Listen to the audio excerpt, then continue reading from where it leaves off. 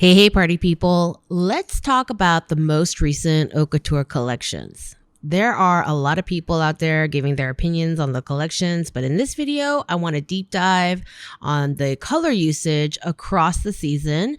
And hopefully in my dissection, you can learn more about how to create better color stories for your own collections and projects. And of course, this is your reminder to please like this video if you like it and check the description box for links to related videos. And FYI, photos are from wwd.com and from vogue.com. Onward. Okay.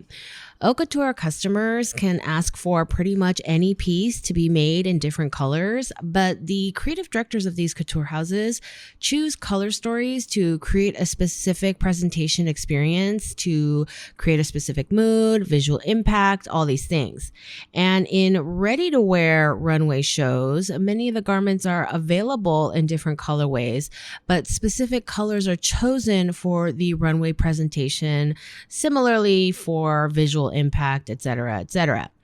You should consider this as well, whether you're presenting on a runway or illustrations on a website, any format. All right. So let's start with an overview of the color trends I saw throughout the collections, and then I'll go over some of the individual collections and then discuss a few collections that bucked all the color trends and why they did that. So if I were to sum up this couture season in one sentence, I'd say dramatic shapes in wearable colors. We're going to focus on the colors in this video. Across the board, the collections were very heavy on wearable colors like black, white, metallics, and red. Mostly silver and gold for the metallics, but yeah, a lot of black. Also, I saw a lot of collections that featured cool tone analogous color schemes. So analogous color schemes feature colors that are next to each other on the color wheel. So several collections revolved around a green, blue, purple color scheme like Zuhair Murad. Some have a more blue, purple, magenta, pink color scheme like Armani. The Jean-Paul Gaultier collection was mainly blues and navy with some green touches.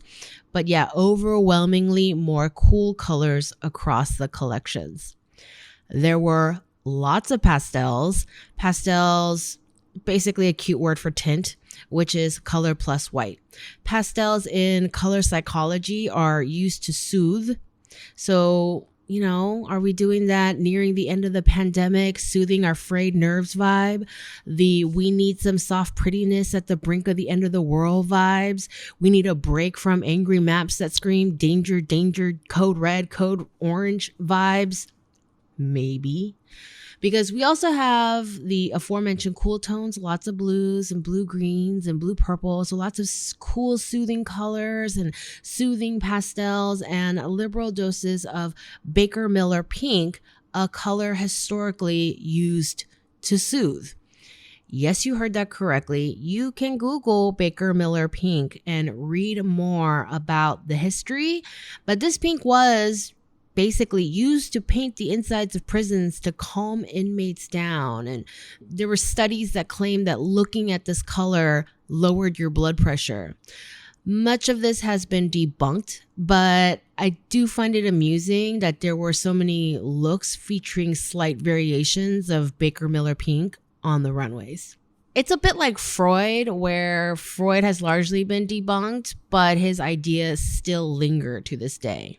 Second color trend, I found it also notable that so many collections had a pop of soft green, when green really isn't anywhere near as popular or as a top seller like pink is. But the exact shade of soft green changed to really suit each house's personality. Elie Saab often uses soft colors, including many pure pastels, had quite a few green looks ranging from a slightly warmer green to a slightly fresher, cooler green. And by pure pastel, I mean pure tints, color plus white, and nothing to tone down the vibrancy of the color. Giambattista Valli also used fresh, vibrant, light greens. When Valli uses color, he also opts for pure pastels, even more vibrant than Elie Saab, which works with his more dramatic overall house aesthetic. Mint green, you see the little dress there with the black ribbon belt, is a classic Chanel favorite. These last two looks are from Jean-Paul Gaultier. These greens looking very much like sun-faded vintage military uniforms deconstructed into dresses. A very classic JPG anti-establishment sort of look. Extra note, red and green are complementary colors, opposites on the color wheel. The goal of complements is to create harmony while highlighting each other's differences. Kind of sounds romantic, doesn't it? And I think they work well in this way in many collections. I just want to touch on the denim thing for a second. 3 different couture collections feature denim looks. And there's only like a couple dozen couture shows, okay? So 3 different collections feature denim looks: Jean-Paul Gaultier, Schiaparelli, and Balenciaga. 3 really major houses. If in haute couture everything is hand sewn, and therefore these jeans are hand sewn, and listen, I understand the beauty of handcraft, but hand sewing jeans just seems like a waste of time, effort, everything. Tell me what you think. Tell me if you think denim, especially in the form of ordinary construction like jeans, has a place in haute couture. Okay, let's do some quick color assessments of individual collections. First up, Balenciaga, heavily black. The vast majority of the collection is all black ensembles, focusing on dramatic shapes in an homage to haute couture and Cristobal Balenciaga himself. There were some bright sparks of color in mostly head-to-toe monochromatic looks, pinks and blues mostly. Only a few embellished looks, a few polka-dotted looks, and also a few baggy denim looks and parkas because Dimna is addicted to playing with ugly sportswear motifs. Next up is the Schiaparelli show. Don't let the backdrop fool you. This collection doesn't actually have that much pink. It's mostly black, white, gold with accents of silver and pink. Many of Daniel Roseberry's collections for Schiaparelli are black and white heavy with gold accessories with pops of pink or red. You can create a color story that functions as a house code, something that people really identify with your brand. In Schiaparelli's case, heavy gold accessories featuring human anatomy on a backdrop of lots of black and white are shown in repeat collections, but always in a new way. This is a very typical Elie Saab collection, and by that I don't mean it's not lovely. Okay? Lots of black, white, red. More than half the collection is pastels, mainly pink, green, and blue, and a small grouping of aubergine purple. I think the really different thing for Elie Saab this season is the multicolor embellishments and two-tone gowns. Usually his gowns are all one color, including the embellishments. Giambattista Valli's signature couture style features high-impact evening wear in dramatic shapes, focusing more on textures and shapes created by ruching and ruffling and layering in mostly monochromatic looks and not a lot of embellishments. This collection is heavily black, white, red, and pink with a touch or two of green. Valli's colors are often quite vibrant with a preference for reds and pinks, and usually black and white are the only neutrals. Valentino tends towards what I call acid sorbet tones. Piscioli's collections for Valentino. And so there's a lot of pink like in the other collections, but it's like a very acidic, like rainbow sorbet pink. And Valentino collections are generally colorful and of course include at least one gown in classic Valentino red, except that one all white collection last season.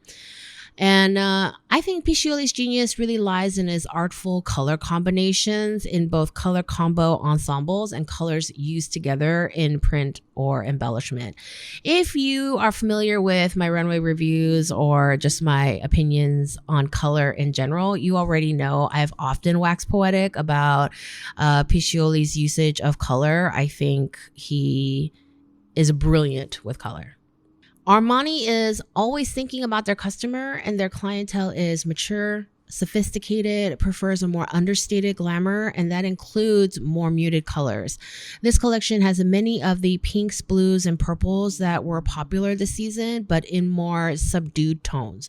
Tones are color plus gray, and that can mean any sort of gray: warm gray, cool gray, light gray, dark gray. It's still colorful, but a little more understated, a little pulled back. This Chanel collection has all the Chanel hallmarks, as I was mentioning before about house codes as they relate to a brand's colors. Black and white everywhere, naturally. Lots of tweed, naturally. Black and white tweeds that are black and white with other colors mixed in. Black ribbons everywhere as ribbon belts, as shoulder straps, as bow closures.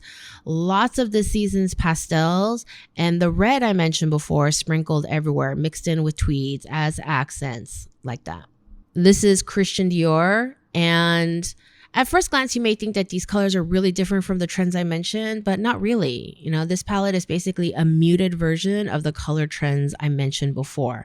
Remember, mutes are when two opposites of a color wheel are mixed together in different ratios. All the pinks here are muted down with some green to create these rosy, beigey, browny colors. The greens are muted down with some reds to create soft, duller greens and celadons. There's lots of black and white tweeds as opposed to solid monochromatic black and white looks found on other runways this season. But I will say there are more camels and beiges in this collection than any other collection this season. And this is Fendi. Okay, first of all, I hate this backdrop. Because it makes it really hard to see the clothes. Okay, not just an opinion, but it's hard to really pay attention to the clothes. Either make it clean or make it contrast enough to not fight the clothes for attention, because, the ones that are easiest to see are like the all white dresses on this very busy backdrop. Anyway, the Fendi color story most closely resembles the Dior color story: more muted pinks and greens, lots of white, some black, lots of grays, camels, and beiges. But the similarities end there, as these two collections are very different in terms of fabrics, textures, embellishments, and shapes. Okay, next I want to talk about Zuhair Murad and Iris van Herpen, and I want to talk about these two designers together because here we have two houses that are aesthetically so different from each other and yet have almost identical color stories this season. And I want you to pay attention to how two creative directors can take the same colors, the same basic colors, and use them to fit their own styles beautifully. So the Zuhair Murad collection is on the top row, features extravagant gowns in classic wearable shapes, very sexy, often heavy on the embellishment, creating an old school couture glamour for a sophisticated client. Iris van Herpen has ever so slightly crisper, brighter versions of the same colors and combines them with avant-garde shapes, off the beaten path construction methods, creating futuristic glamour for a more fashion-forward climate. There are always exceptions to the rule, so let's discuss a few of these exception collections. Exception number one is the Pyer Moss show. And this show was a tribute to Black ingenuity and invention, and each outfit was created to resemble things invented by Black people. This pale blue gown with the massive horseshoe, this ensemble created to resemble a fire escape ladder, hot rollers, traffic lights, the super soaker water gun, the ice cream scoop, the foldable bike frame, wireless technology for cell phones, So when you look at the overall colors of the collection, strong, bold primaries are the dominant colors, but this color doesn't follow the color trends because the colors here are about conveying boldness of concept, creating high impact looks, showcasing the inventions, and less about creating a mood around a specific color story or creating trends for retail. Exception number two is Julie de Libran she designs with sustainability in mind in several ways. One, she uses dead stock. She was among the first to be invited to the LVMH dead stock textile platform, Nona Source. And she also revamps her own unsold stock. She offers new spins on her most popular pieces, and her color story is based on feedback from her customers using colors that sold best for her in previous seasons. Can't fault that. So yeah, she is working with these restrictions, and she's got some pinks here, but different than anyone else's pinks, and she used more navy than anyone else, except maybe the Jean-Paul Gaultier collection. But she was really focused on one work for her before. And the last exception I want to discuss today is Viktor and Rolf. Viktor and Rolf, they don't just dance to the beat of a different drummer. They don't even have a drummer, I think. When people ask me, Zoe, why are there so many weird and ugly clothes in fashion shows? I often say avant-garde fashions are like the concept cars of the fashion industry.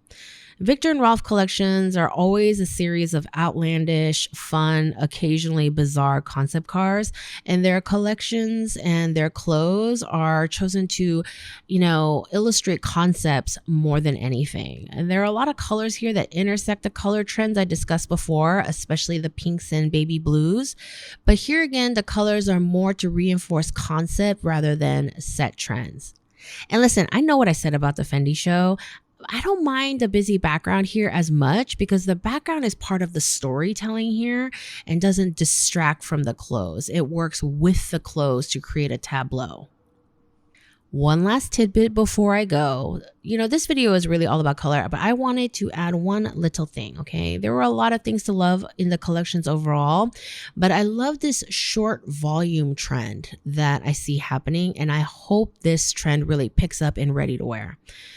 We've had a few seasons of oversized, big volume, long maxi, boxy tailoring looks.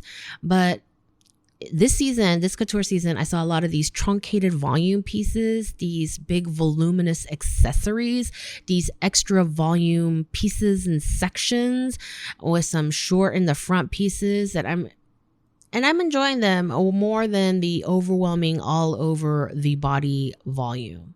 Not gonna lie, I don't love the mullet dress, the short in the front, long in the back, but just the whole overall concept of the short volume is something that I'm really enjoying.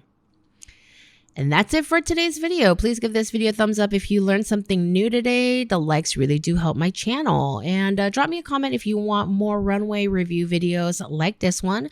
Don't forget to check the description box below for related videos. Drop me your questions in the comment section, and I will see you in the next video.